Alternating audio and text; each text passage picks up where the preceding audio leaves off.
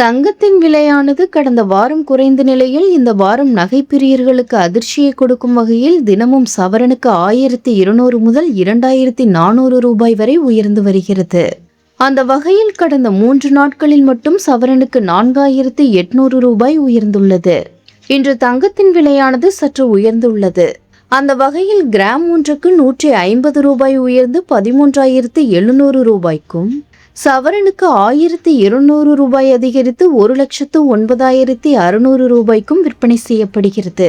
அந்த வகையில் கிராம் ஒன்றுக்கு 150 ரூபாய் உயர்ந்து 13,700 ரூபாய்க்கும், சவரனுக்கு 1200 ரூபாய் அதிகரித்து 1,09,600 ரூபாய்க்கும் விற்பனை செய்யப்படுகிறது.